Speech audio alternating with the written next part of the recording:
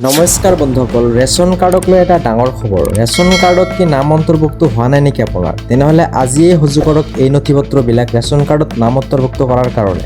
Ration কাৰ্ডত নাম নথকা লোকসকলৰ বাবে আহি গ'ল এটা ভাল খবৰ। আজিয়েই সাজু কৰক ৰেচন কাৰ্ডৰ বাবে যাৱতীয় নথিপত্ৰবিলাক। আপোনাৰ পৰিয়ালৰ কোনো সদস্যৰ নাম ৰেচন কাৰ্ডত অন্তৰ্ভুক্ত হোৱা নাই নেকি? কিদৰে কৰিব আবেদন আহক আমি জানি লওঁ। পোনপ্ৰথমে আপুনি অসম চৰকাৰৰ ৰাজহুৱা বিতৰণ ব্যৱস্থা অফিচিয়েল পৰ্টেললৈ যাব লাগিব। নতুন নাম যোগ কৰিবলৈ নিৰ্ধাৰিত আবেদন পত্ৰখন বাছনি কৰক। আবেদনকাৰীৰ ঘৰৰ মুৰব্বীৰ সৈতে নতুন সদস্যজনৰ সম্পৰ্ক স্পষ্টকৈ উল্লেখ কৰিব লাগিব।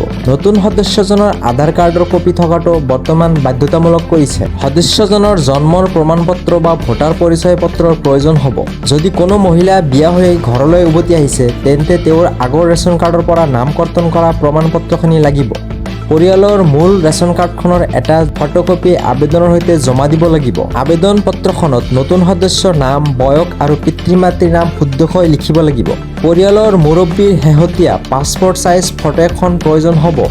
সকলো নথিপত্ৰ শুদ্ধকৈ সংলগ্ন কৰি আপুনি ওচৰৰ যোগান বিভাগৰ কাৰ্যালয়ত জমা দিব লাগিব। অনলাইন যোগে আপুনি ওচৰৰ CHCকৈ কৰিব পাৰিব এই আবেদনটো। সংশ্লিষ্ট বিভাগীয় বিষয়াৰ দ্বাৰা আপোনাৰ নথিপত্ৰসমূহ পৰীক্ষা কৰা হ'ব। সকলো তথ্য সঠিক থাকিলে অতি কম দিনৰ ভিতৰত নতুন সদস্যৰ নাম কাৰ্ডখনত অন্তৰ্ভুক্ত কৰা হ'ব। নাম অন্তৰ্ভুক্ত হোৱাৰ পাছত আপুনি অনলাইন যোগে নতুন ডিজিটেল ৰেচন কাৰ্ডখন ডাউনলোড কৰি ল'ব পাৰিব আৰু আপুনি ৰেচন উপভোগ কৰিব পাৰিব।